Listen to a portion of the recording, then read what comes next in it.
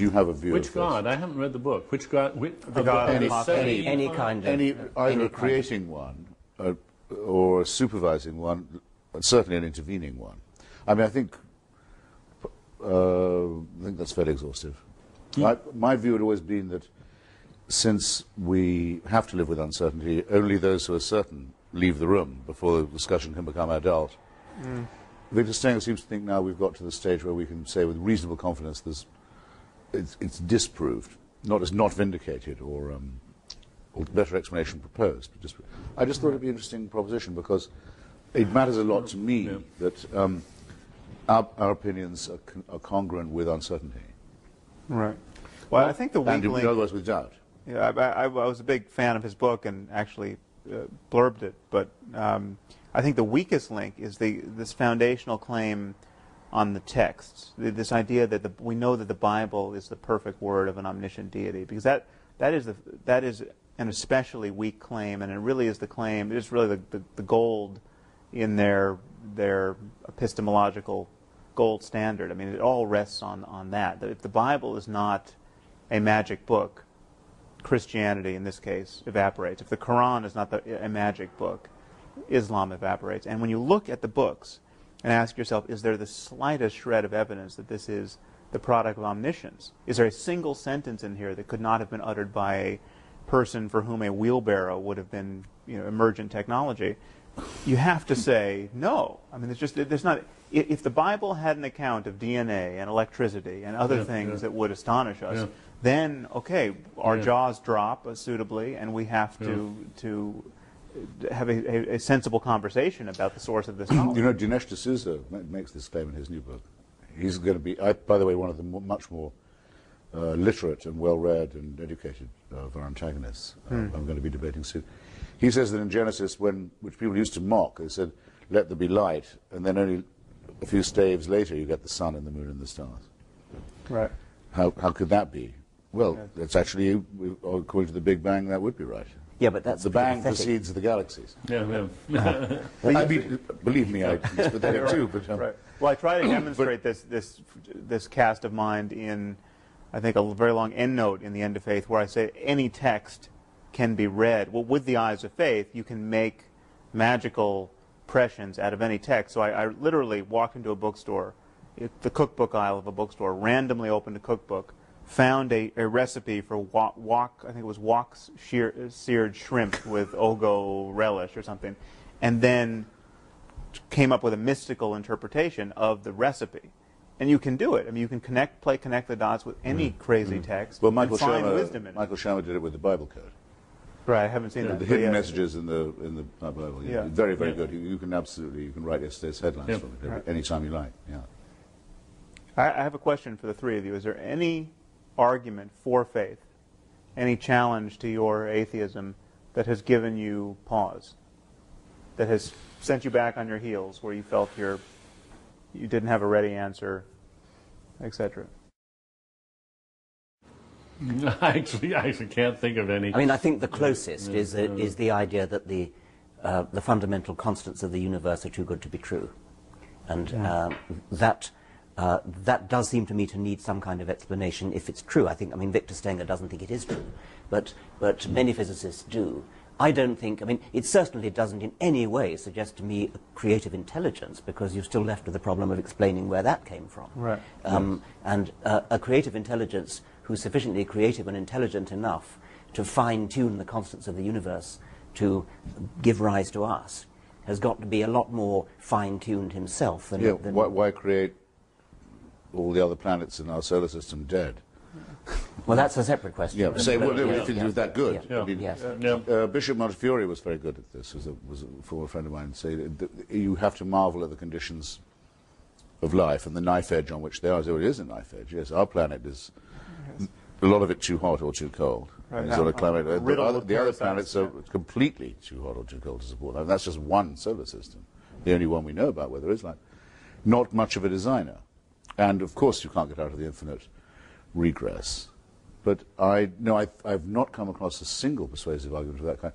But I wouldn't have expected to, because as I realized when I thought one evening, they never come up with anything new. Well, why would they? Their arguments are very old by definition. And they were all evolved when we knew very, very little about the natural order.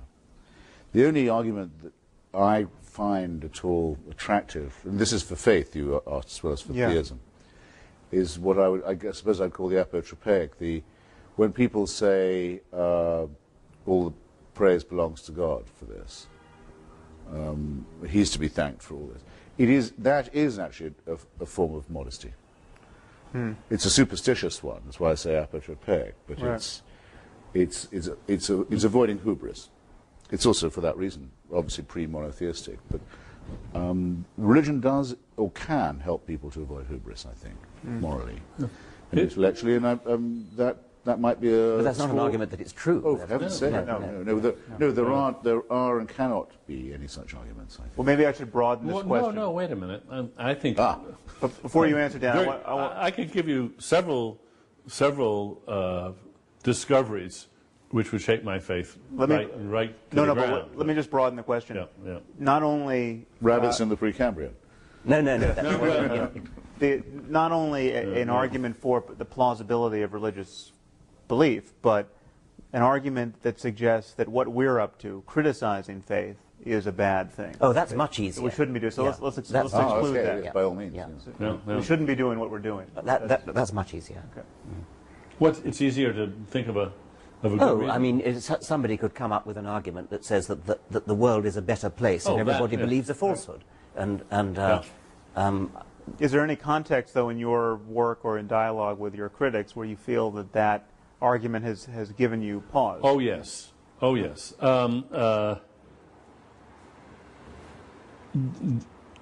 Not so much in breaking the spell, but when I was working on my book on free will, Freedom Evolves, I kept running into critics who were basically expressing something very close to a religious view, namely, look, free will is such an important idea. If we gave up the idea of free will, people would lose the sense of responsibility and we would have chaos. And you really don't want to look too closely. Just avert your eyes. Do not look too closely at this issue of free will and determinism. And I thought about that explicitly in the environmental impact category. Okay, could I imagine that my irrepressible curiosity could lead me to articulate something, true or false, which would have such devastating effects on the world that I should just shut up and change the subject? Right. And I think that's a good question that we all should ask. Yeah, good. Absolutely. And I spent a lot of time thinking hard about that, and I wouldn't have published either of those two books if I hadn't come to the conclusion that it was not only, as it were, environmentally safe to proceed this way, but obligatory. But I think you should ask that question. I do. Right. Before publishing a book, but not before deciding for yourself, do I think that this is true or not? One should never do what some politically motivated, often, critics do, which is to say, this is so politically obnoxious that it cannot be true. Oh, yeah. And which is a different thing entirely. No. No, it would be like discovering that you thought that the bell curve on white and black intelligence was a correct interpretation of IQ. Yes, and you could well suppress publications. Now I've looked at all this stuff again. I'm absolutely, you could say, now what am I going to do? Fortunately, these questions don't in fact present themselves in that way. I'll tell you one place where it's presented itself to me. This I think it was an op-ed in the LA Times. I could be mistaken, but someone argued that the reason why the Muslim population in the U.S. is not radicalized the way it is in Western Europe is largely the result of the fact that we honor faith so much in our discourse that they have not become, the community has not become as insular and as grievance-ridden as in Western Europe. Now, I don't know if this is true, but if it were true, that gave me a moment's pause. That would be of interest. James Wolfenson, later the World Bank, recently the negotiator on Gaza, says that he firmly believes that he had tremendous influence for good with the Muslim Brotherhood and Hamas because he was an Orthodox Jew. If so, I think it would be disgusting, I have to say. and he shouldn't have had the job in the first place. Because we know one absolute thing for certain about that conflict, which is that it's been made infinitely worse by the monarchy. If it were only a national and territorial dispute, it would have been solved by now. So, but his self-satisfaction in saying so, even if it were true, would turn me even more against him.